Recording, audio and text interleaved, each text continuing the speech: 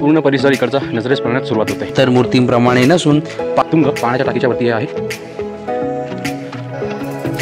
तिकोना अथवा वितंडगड हा एक गिरिदुर्ग असून पुणे जिल्ह्यात मावळ तालुक्यामध्ये आहे।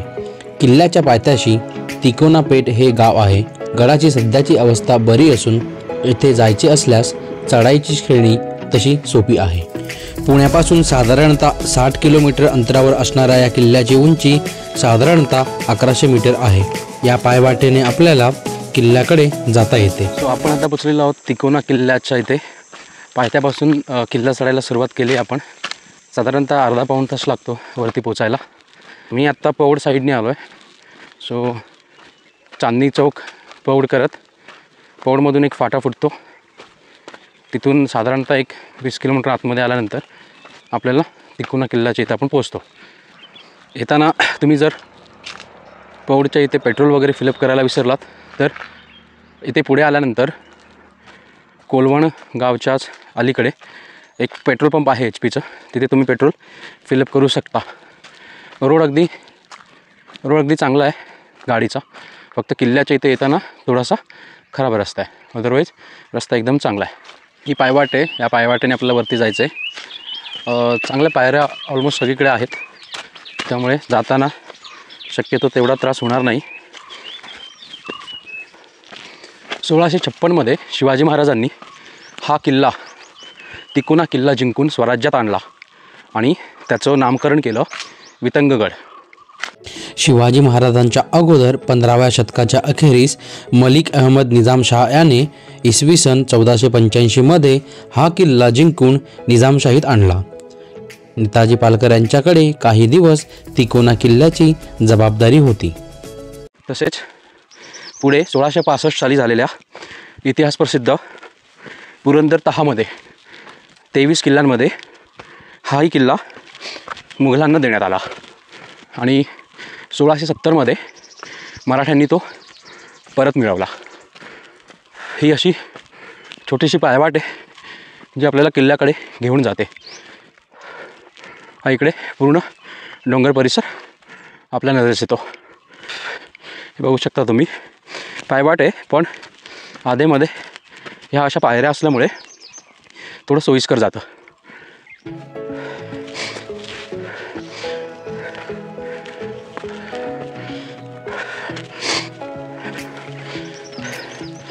थोडंसंच वर चढून आल्यानंतर आपल्याला पूर्ण परिसर इकडचा नजरेस पडण्यास सुरुवात होते।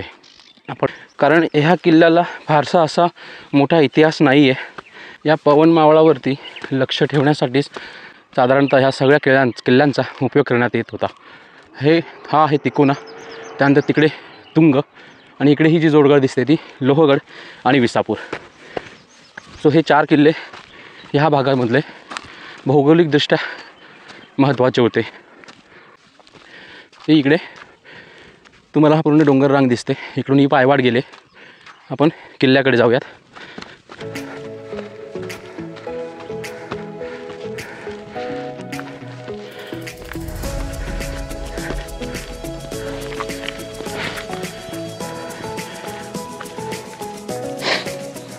पायवाट चढून आल्यानंतर आपण पाहू शकतो गडावर प्रवेशद्वारापूर्वी होणारी पहिली तपासणीची जागा।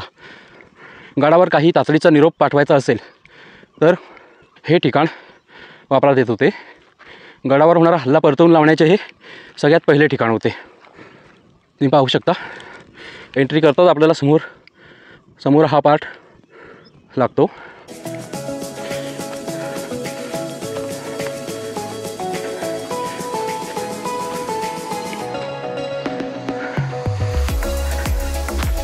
हे इकडे एकदम वरती जो दिसतोय तो बाले किल्ला आहे। साईडने तिकडून तटबंदी दिसते, इकडून आपल्याला चालत वर जायचं आहे। किल्ल्याच्या पहिल्या दरवाजापर्यंत पोहोचेपर्यंत आपल्याला बऱ्याच ठिकाणी अरुंद अशी पायवाट लागते। या ठिकाणावरून जाताना काळजी घ्यावी। किल्ल्यावरती जाताना साईडने पूर्णपणे लक्ष असू द्या, कारण पायवाट जी आहे ती साईडला दरी आहे। सो जरा जरी तुमचं लक्ष इकडे तिकडे झालं तर तोल जाण्याची शक्यता आहे, तरी जाताना सावकाश जावे।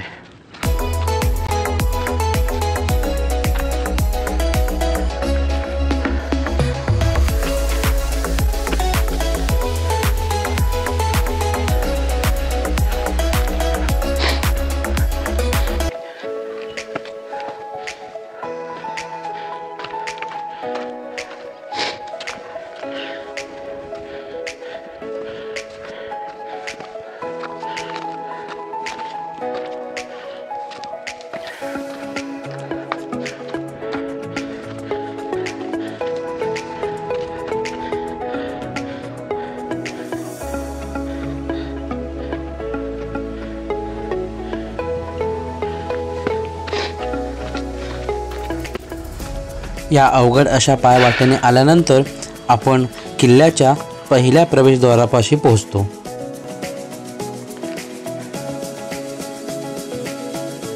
पहिल्या प्रवेशद्वारापाशी पोहोचल्यानंतर आपल्याला अलीकडच्याच काळात बसवलेलं छानसं असं सुबक प्रवेशद्वार दिसतं. दरवाजाच्या आत पहारेकऱ्यांसाठी देवड्या आहेत. तेथून पुढे किल्ल्याचा राजमार्ग चालू होतो. पुढे गेल्यानंतर दुसरा एक दरवाजा असून याच्या दोन्ही बाजूस 2 बुरुज आहेत. या दरवाजाची कमान पूर्णपणे कोसळली असून या भागात बरेचसे अवशेष पाहावयास मिळतात. त्यानंतर डावीकडे आलास आपल्याला आपण ज्या रस्त्याने वरती आलो ते पूर्णपणे नजरेस पडते. आणि पूर्ण परिसरावरती इथून कटाक्ष टाकता येतो. तुम्ही पाहू शकता पूर्ण परिसर नजरेस पडतो. आणि हा इकडे बालेकिल्ला आहे, त्याच्यावरती आपण आता जाऊयात. याच वाटेने थोडे पुढे आल्यानंतर आपल्याला मारुती राया उभे ठाकलेले दिसतात. चपेटदान मारुती पाहावयास मिळतो. ही मूर्ती अंदाजे 7 ते 8 फूट उंच असून एक अखंड दगडात घडवलेली आहे. ही मूर्ती इतर मूर्तींप्रमाणे नसून पायाखाली पनवती दैत्याला मारलेलं असून आवेशपूर्ण विजयी मुद्रेतील आहे. अशा प्रकारच्या मूर्तीला चपेटदान मारुती म्हणतात. चल चल चपेटदान मारुतीच्या इथून आपल्याला सरळ ही पायवाट बालेकिल्ल्याकडे घेऊन जाणार आहे. आपण इथून वरती किल्ल्यावरती जाऊयात. पायवाट सगळीकडे अरुंदच आहे, जाताना सावकाश जावे.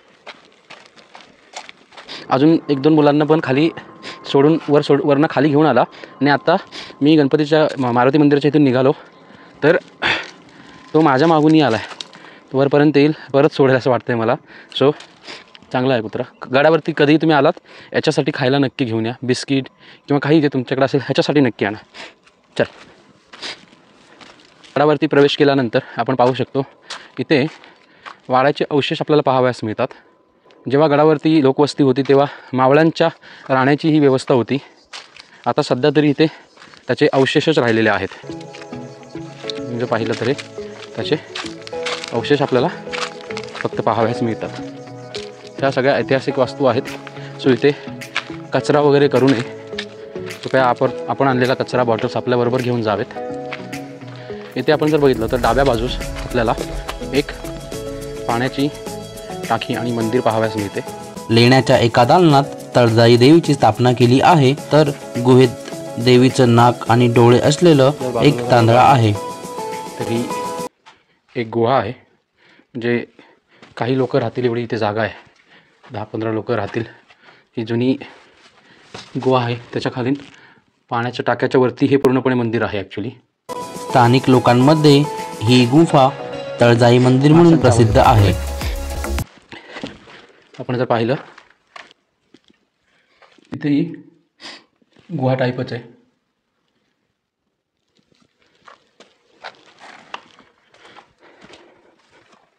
आणि इथे एक विठ्ठल रखुमाईची छोटी मूर्ती बसवलेली आहे आणि संत तुकाराम महाराज. असं हे पूर्ण कोरीव बांधकाम पाण्याच्या टाकीच्या वरती आहे. ही पाण्याची टाकी ती सरळ खाली आहे आणि त्याच्यावरती मंदिर आहे.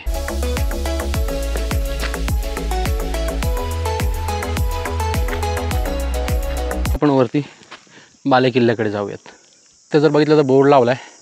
उजवीकडे महाद्वार व दरवाजा लिहिला आहे आणि लेफ्टला वितंडेश्वर मंदिर.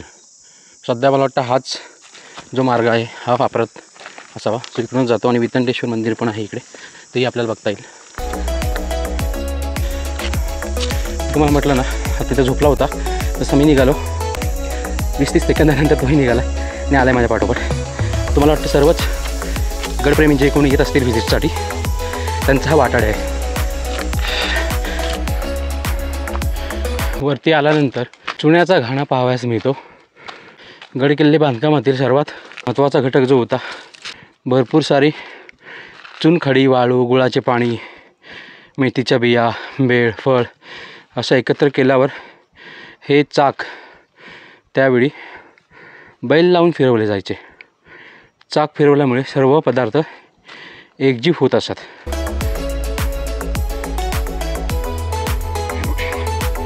आपला वाटाड्या आपल्याला घेऊन चालला आहे किल्ल्यावरती. त्याला जाताना आपलं फर्ज बनतं आता की त्याला त्याची दक्षिणा द्यावीच लागणार. बाले किल्ल्याकडे जाताना एकदम सरळ अशी चढण आहे. पायऱ्या सुस्थितीत आणि चांगल्या आहेत, परंतु तुम्ही बघू शकता वाटाड्या पण चढताना बघा कसा हळूहळू चालला आहे. तर आपल्याला पण तेवढाच दम लागणार आहे. तो तर रोज येतो आहे. तर ह्या सरळ तुमच्या गुडघ्याच्या वर येणाऱ्या पायऱ्या इथे आलात तुम्ही तर तुम्हाला सरळ छातीशीच भिडतील. त्यामुळे चढताना थोडंसं सावकाशच चढावं लागेल. सरळ चढण आहे, पण पायऱ्या स्थितीत असल्यामुळे चढण्यास असं काही अवघड जाणार नाही. इथे एक वायर बांधून ठेवले, ह्याला धरून तुम्ही चढू शकता. वाटाड्या आपला थकलेला आहे, सो वाटाड्या बसला आहे. तोपर्यंत आपण वर जाऊया.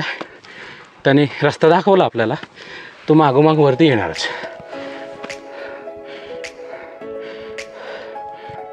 बाले किल्ल्यावर चढायची गरज करायची असेल तर मात्र ही चढण बरीच आहे. तेवढा सहजासहजी शत्रू आतमध्ये घुसू शकत नाही. आतमध्ये यायला आल्यानंतर आपण बघितलं तर दरवाजा आहे आणि ही वाट सरळ आहे बघा. अजून पण वरती सरळ चढण आहे, सो सावकाश जावा. उजवीकडे हे पाण्याचा टाका आहे. आपण एकटं असल्यामुळे आता पलीकडे तर जाणार नाही, कारण सोबत पण कुणी नाही आहे. एक फळी फक्त मारले ती सरकली निसटली वगैरे तर प्रॉब्लेम होऊ शकतो. सरळ आपण बाले किल्ल्याकडे जाऊया. त्याच्या अगोदर हा डावीकडे आपल्याला बुरुजही दिसतो आहे. हा बोर्ड लावलेला आहे सौजन्य गड भटकंती ग्रुप वडगाव मावळ. त्यांना धन्यवाद बोर्ड लावल्याबद्दल. हा रस्ता सरळ गेला आहे आणि हा एक वाट जी आहे ही इकडे चालली आहे. इकडे जाताना आपण बघूयात काय आहे. जर तिकडे वरून रस्ता नसेल जात तर इथून खाली बघितलं तर पूर्णपणे जिथून आपण आलो सगळा परिसर आपल्या नजरेस पडतो पूर्णपणे. तिकडून आपण 2 दरवाजे क्रॉस करून आलो. त्यानंतर मग मारुती मंदिर, चुन्याचा घाणा, त्यानंतर मग इकडे वर आल्यानंतर सगळा परिसर नजरेस येतो आहे. हा जो दिसतो आपल्याला हा तुंग किल्ला आहे. त्याच्यात उजवीकडे जर आपण बघितलं तरी जोडगड दिसते आपल्याला. ही आहे इकडे विसापूर आणि अलीकडे लोहगड, ही जोडगड. या दरवाज्यातून आपण आलो आहोत. असं आपण सरळ वरती जाऊया. ही पायवाट आहे पूर्ण बाले किल्ल्यावरती चालले. इथे पण दोर बांधून ठेवलेले आहेत, कारण ही पायवाट जर आपण बघितली तर तेवढी सरळ नाही आहे. डायरेक्ट छातीशी आपल्या पूर्ण दगड येत आहेत, एवढी त्यांची उंची आहे. सो जाताना दोराला धरूनच जावं लागेल. हे इथून परत आपण वरती आलो. पहिल्या दरवाजापासून ते दुसऱ्या दरवाजापर्यंतची वाट अक्षरशः उभा कातळ फोडून तयार केलेली आहे. अरुंद वाट, उंच पायऱ्या आणि भोवतीचे अंगावर येणाऱ्या काळ्या भिंती जीव अगदी मेटाकुटीला येतो. बसत असतील आणि आपल्याला इथे घराचा दरवाजा दिसतोय. हा बुरुज आहे दोन्ही साईडला 2 आणि इकडे हा दरवाजा आहे. हा एक बुरुज आहे या दरवाजाला 2 साईडला. इकडे दोन साईडला या दरवाजाला पण 2 बुरुज आहेत. दुसरा दरवाजा हा पहिल्यापेक्षा प्रशस्त आखीव रेखीव आहे. दरवाजा समोरच अर्धवर्तुळाकार बुरुज बांधून तो अधिक सुरक्षित केला आहे. दोन्ही बुरुज आणि पाण्याच्या टाकीच्या इथून जो रस्ता, एक छोटा रस्ता वर चालला होता बघा. हे इथून हे झरोके जर आपण बघितले, काही अटॅक करायचं असेल तर इथून करता येऊ शकतो. खाली नजरही ठेवता येऊ शकते. इथे बघितलं आपण तर काही लेणी टाईपमध्ये ही दगडामध्ये खोदलेली गुहा आहे.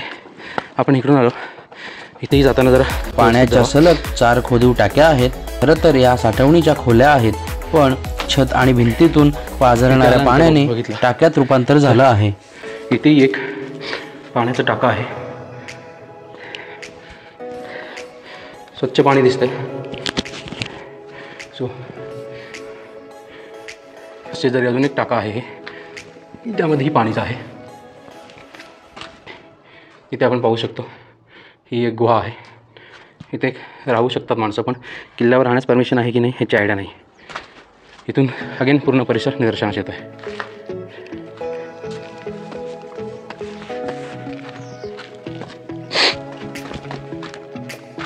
ह्या बालेकिल्ल्याच्या प्रवेशद्वारातून आतमध्ये आल्यानंतर आपण पाहू शकतो इथे प्रशस्त अशी जागा दिसते. हा एक बुरुजच आहे.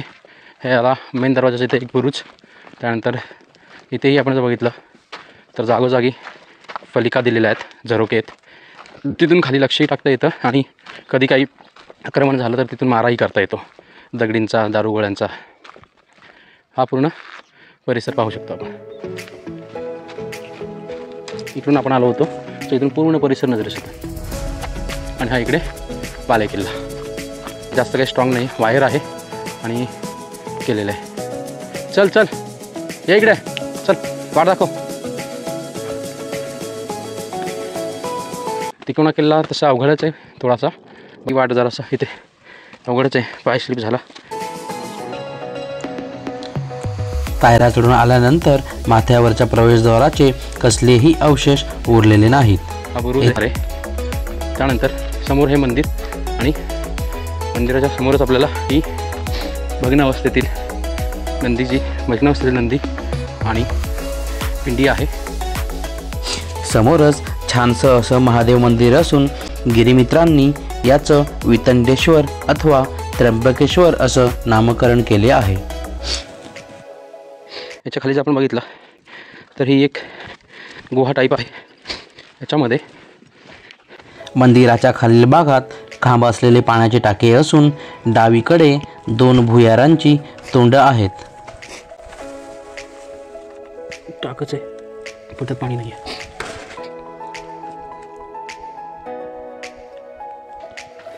मंदिराच्या मागील बाजूने वरती गेल्यानंतर आपल्याला बरेचसे वाड्यांचे अवशेष पाहावयास मिळतात. वरती आल्यानंतर ह्या वाटेने मंदिराच्या मागच्या साईडने ह्या वाटेने वरती आल्यानंतर बालेकिल्ल्यावरती हे अवशेष आहेत. राजवाड्याचे म्हणू शकता किंवा आधीच्या वाड्यांचे अवशेष. आणि इथून आपण खाली जाऊया. जागोजागी आपल्याला पडक्या वाड्यांचे अवशेषच मी दिसत आहेत. त्यांचा जो पाया आहे तो पूर्णपणे दिसतो आपल्याला.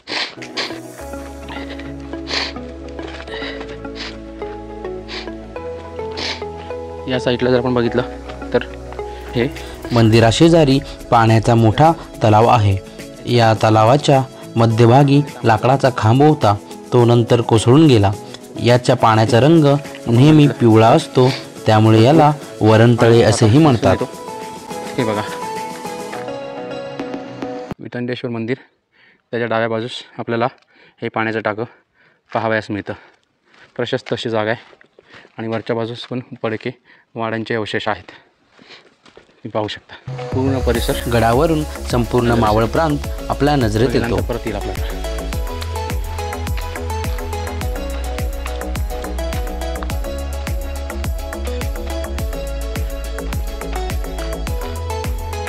बुरुज ढासळलेल्या स्थितीत आहेत पूर्ण, पाहू शकतो आपण.